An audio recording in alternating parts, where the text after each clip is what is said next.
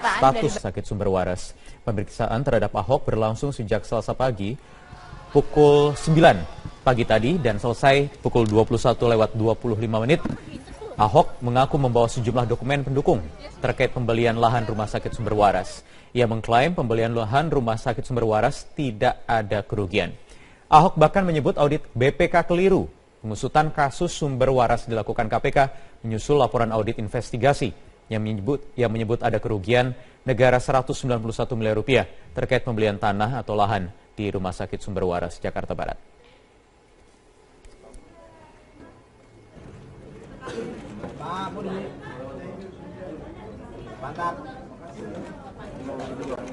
Pak polisi. Ayo, Pak.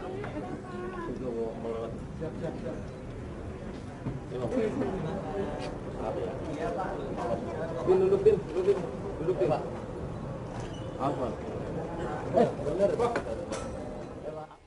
Ketua Badan Pemeriksa Keuangan BPK Hari Azhar Aziz menyerahkan kasus Rumah Sakit Sumber Waras ke KPK. Ia menegaskan audit investigasi sumber waras yang dilakukan pihaknya berdasarkan permintaan KPK. Dan ternyata KPK mengirim surat kepada kami bulan apa gitu. Nah, hari ini kami selesaikan laporannya. Itu bulan tanggal 7 Desember 2005. Apa yang tadi disampaikan Ahok begitu keluar dari KPK? Baik Wahyu Wiwoho, ini tadi sempat baru saja Ahok atau Basuki Cahayapurnama keluar dari gedung KPK tepatnya pada pukul 9:30 waktu Indonesia Barat. Dan artinya Wahyu, ini pemeriksaan yang dilakukan kepada Basuki Cahayapurnama ini sudah berlangsung selama 12 jam karena tadi Ahok tiba di sini pada pukul 9:15 waktu Indonesia Barat. Dan Wahyu, inti yang disampaikan oleh Ahok tadi adalah ketika nanti diminta untuk mengembalikan lahan yang sudah dibeli ini tidak bisa karena posisinya lahan sekarang sudah dibeli atau ketika nanti akan dikembalikan artinya lahan ini harus dijual kembali. Dan Wahyu tadi juga sempat ditanyakan yaitu adalah ketika nanti apakah BPK ini audit BPK ini apakah sudah disetujui oleh pemerintah maupun penegak hukum yang ada. Namun pada intinya Ahok ini mengatakan bahwa ini tidak perlu adanya persetujuan atas audit BPK yang ada di sini. Dan ada juga tadi yang disampaikan bahwa NJOP yang ditentukan untuk lahan sumber waras ini berdasarkan dari keputusan dari Kepala Daerah DKI Jakarta atau Gubernur DKI Jakarta pada masa itu yaitu adalah Jokowi atau Joko Widodo. Dan setelah itu Wahyu, kami juga masih terus akan mengupdate kembali apa saja yang disampaikan karena tadi Ahok hanya mengatakan sedikit sekali pernyataan terkait dengan pemeriksaan yang dilakukan hari ini. Dan tentunya pemeriksaan hari ini adalah tentang cross check tentang hasil audit BPK yang dilakukan ini kepada Ahok. Dan ini juga merupakan hasil cross-check yang dilakukan untuk mengaudit BPK yang menemukan bahwa ada 6 poin atau ada beberapa poin, yaitu adalah terkait dengan perencanaan, penganggaran dan juga pengadaan lahan dari sumber waras. Dan Wahyu, ini intinya adalah ada salah satu poin, yaitu adalah tentang penganggaran rumah sakit sumber waras. Ini dipermasalahkan oleh BPK karena digadang-gadang atau dituding merugikan negara sebanyak 191 miliar rupiah. Dan ini merupakan hasil selisih dari audit BPK yang mengatakan bahwa rumah sakit sumber waras ini seharusnya mengikuti NJOP dari lahan yang berada di Jalan Tomang Raya. Namun dari pemerintah Provinsi DKI Jakarta atau dari Ahok sendiri memang mengatakan NJOP yang digunakan pada saat itu adalah NJOP untuk Jalan Kiai Tapa yang harganya mencapai 20 juta rupiah per meter persegi. Dan ini membuat selisih tersebut menjadi ada, dan Ahok sendiri tidak menyatakan bahwa hal ini adalah pelanggaran. Karena kemudian pernyataannya, mengapa Ahok memilih untuk menggunakan NJOP dari Jalan Kiai Tapa ini? Karena menurutnya, kenapa harus dipakai di Jalan Kiai Tapa ini? Karena dari sertifikat yang diberikan atau dari sertifikat yang diterima Ahok ketika membeli lahan ini itu alamat yang tertera untuk lahan rumah sakit Sumber Waras ini adalah di Jalan Kiai Tapa. Maka atas alasan itulah Ahok akhirnya menggunakan NJOP di Jalan Kiai Tapa. Dan Wahyu, selain dari penganggaran, ada juga yang dipermasalahkan oleh BPK, yaitu adalah tentang penunjukan langsung lokasi sumber waras.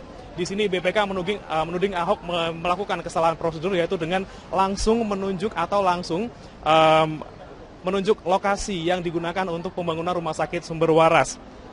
Padahal kalau menurut Ahok sendiri, ia mengatakan bahwa ia sudah melakukan prosedur yang sesuai dengan Perpres nomor 40 tahun 2014 ini tentang pengadaan lahan yang jika lahan tersebut luasnya di bawah 5 hektar maka ini tidak memerlukan adanya perantara ataupun proses-proses lainnya. Jadi instansi yang memerlukan lahan itu bisa langsung menentukan atau bisa langsung menunjuk lahan tersebut tanpa melalui perantara, dan Ahok merasa bahwa hal ini tidak menyalahi prosedur yang sudah dilakukan. Demikian Wahyu yang bisa saya sampaikan dari Gedung KPK Jakarta. Kembali ke Anda. Ya, bagaimana mungkin satu lagi, ada 30 orang yang sudah menjalani pemeriksaan, termasuk mungkin 31 Ahok hari ini yang menjalani pemeriksaan. Kemudian apa perkembangan yang mungkin kabar yang Anda dapatkan mungkin dari teman-teman penyidik di KPK mengenai pengembangan kasus ini sendiri masih dalam proses penyelidikan hingga saat ini? Baik Wahyu, menurut pernyataan atau menurut informasi yang kami dapatkan, ini sementara memang saat ini masih berfokus pada cross-check antara hasil audit BPK dengan apa yang diyakini oleh Ahok, dan nantinya Wahyu akan bisa mengarah ini ke arah audit BPK yang diragukan keabsahannya. Karena menurut undang-undang yang dimiliki oleh BPK sendiri, ini ketika BPK ingin melakukan audit, ini harus melalui persetujuan atau melalui permintaan dari pemerintah maupun penegak hukum. Dan di sini pihak pemerintah itu yang dimaksud adalah Kementerian Keuangan, sementara penegak hukum di sini bisa siapa saja. Namun dalam kasus ini, Wahyu, audit yang dilakukan oleh BPK ini tidak atas perintah atau permintaan siapapun. Dan ini disinyalir permintaan dari pihak-pihak tertentu yang bisa jadi ini merupakan usaha untuk menyudutkan Basuki Cahayapurnama. Wahyu. Oke, baik, terima kasih melaporkan langsung dari Gedung KPK Jakarta. Wakil Ketua DPRD DKI Jakarta Muhammad Taufik yang juga merupakan kakak kandung M. Sanusi dalam kasus dugaan suap anggota DPRD DKI Jakarta terkait raperda reklamasi. Ya, sementara itu Ketua Umum P3 yang baru terpilih Roma Hurmuzi hari ini berencana mengunjungi mantan Ketua Umum P3 Surya Dharma Ali. Minanti Rohanta akan melaporkan langsung dari Gedung KPK Jakarta. Minanti M. Taufik adalah Ketua Badan Legislasi Daerah DPRD DKI Jakarta yang juga berwenang membahas tentang raperda reklamasi. Apa materi pemeriksaan sejauh ini, Minanti? Ya Iqbal, memang M. Taufik ini diperiksa hanya sebagai saksi oleh penyidik KPK, dan M. Taufik pun mendatangi KPK yaitu sekitar pukul 9 malam. Sebelum memasuki gedung KPK, M. Taufik pun sempat memberikan keterangan, yaitu pihak DPRD menyerahkan penuh wewenang mengenai raperda ini kepada pihak eksekutif yang merujuk kepada peraturan gubernur.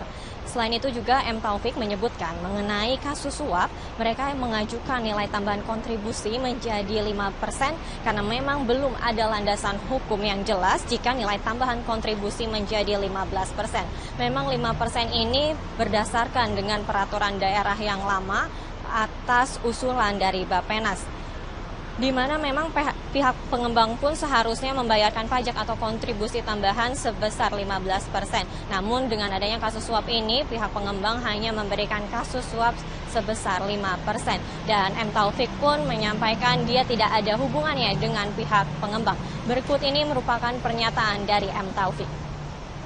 Dua hal. Yang satu soal izin. Kita nggak mau masukin izin. Karena izinnya kan udah keluar, apa yang mesti dimasukin? Jadi nggak ada raperda ini, izinnya udah jalan. Kan gubernur bilang raperda ini udah di stop, reklamasinya jalan terus. Jadi nggak ada artinya sebenarnya raperda itu gitu loh. Saya nggak pernah berhubungan dengan Agung Sedayu. Gitu. Saya nggak pernah berhubungan. Oleh tim penyidik seperti Prasetyo Edi, Muhammad Sangaji, dan Meria Hutagalung, dan memang sampai saat ini masih hanya ada 3 tersangka untuk kasus suap raperda ini. Iqbal. Ya, Minanti, rencananya hari ini Ketua Umum P3 yang baru Romahur Muzi berencana akan berkunjung ke Surya Dharma Ali. Apakah sudah terlihat di gedung KPK, Minanti?